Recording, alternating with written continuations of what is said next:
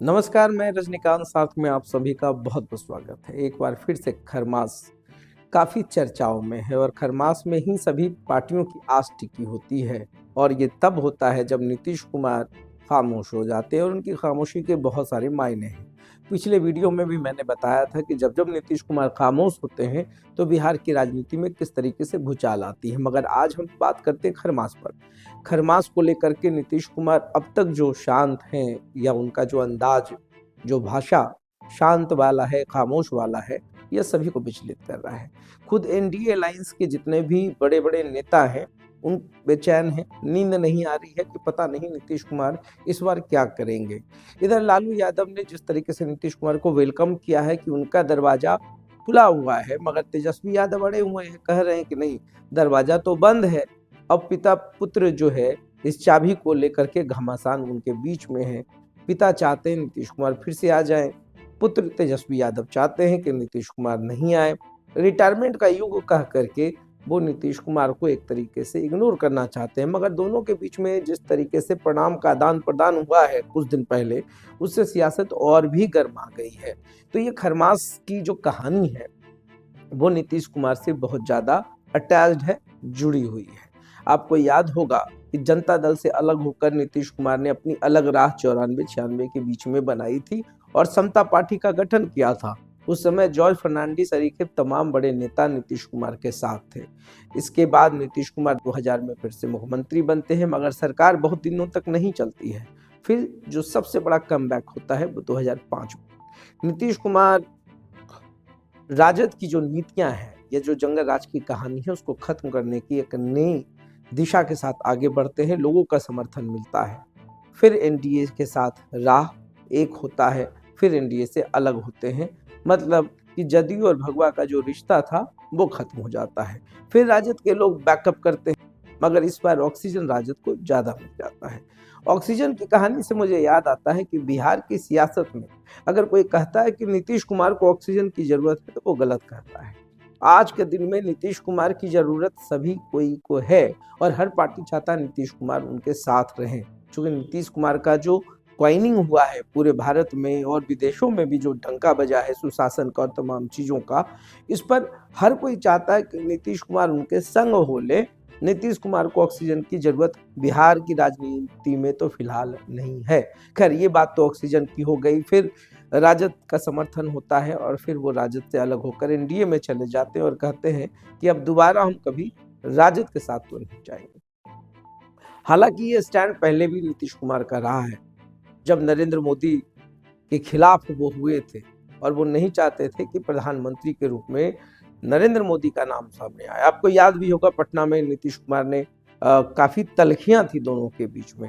खैर, इसके बाद प्रधानमंत्री नरेंद्र मोदी हो जाते हैं और नीतीश कुमार का जो फैसला होता है वो हर समय समझने के लिए एक अलग-अलग स्टैंड को समझना होता है। फिर नीतीश कुमार एनडीए से अलग होते हैं, फिर राजद का समर्थन मिलता है, फिर राजद से अलग होते हैं और फिर फिलहाल एनडीए। ये जो नीतीश कुमार की बात होती है उसमें पलटने की कहानी जो है वो समझना बहुत ज़रूरी है।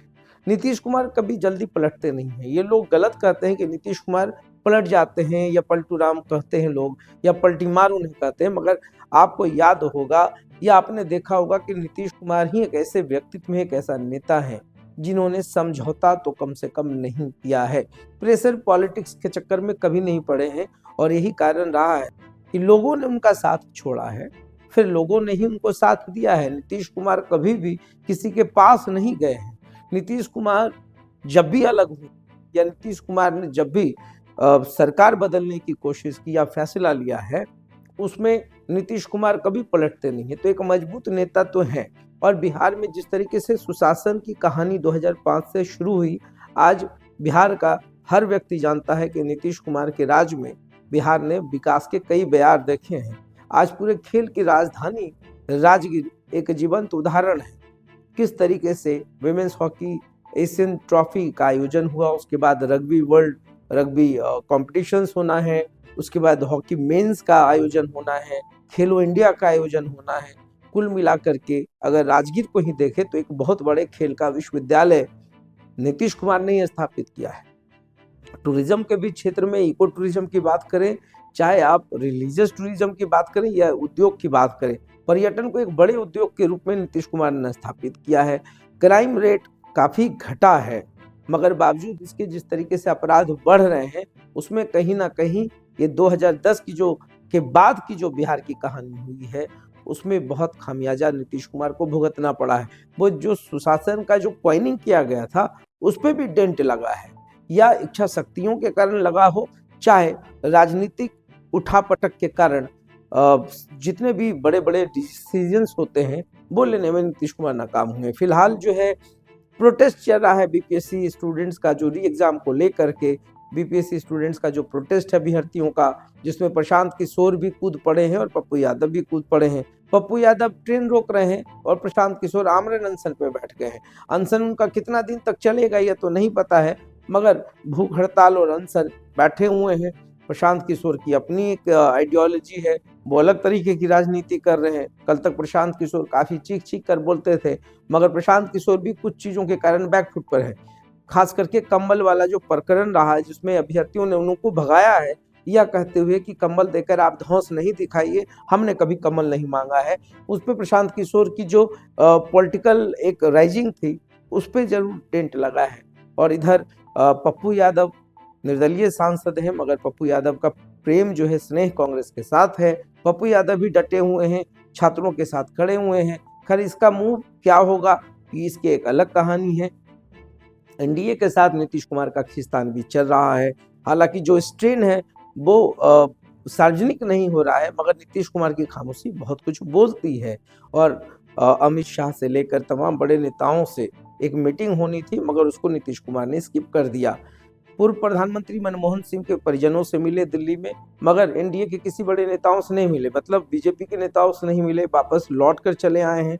ये पूरा जो घटनाक्रम हो रहा है, इससे एक बल तो जरूर मिलता है कि नीतीश कुमार की खामोशी बहुत कुछ कह रही है। बस अब खरमास का इंतजार करना है। खरमास के बाद बिहार की राजनीति में क्या उठापटक होती है वो देखना भी दिलचस्प होगा। मैं बार बार कहता हूं कि नीतीश कुमार हमेशा से पॉलिटिकल प्रेशर में कॉम्प्रोमाइज करने वाले व्यक्ति नहीं हैं।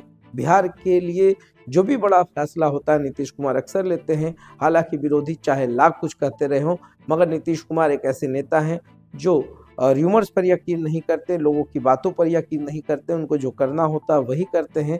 तो खरमास के बाद क्या बिहार में एक बड़ा भूचाल आएगा, क्या सब कुछ ठीक ठाक रहेगा, इस सब पे हमारी निगाह है। तो अगर आपको मेरा यह वीडियो पसंद आए तो आप प्लीज़ इसे लाइक करें, सब्सक्राइब करें। बहुत बहुत धन्यवाद।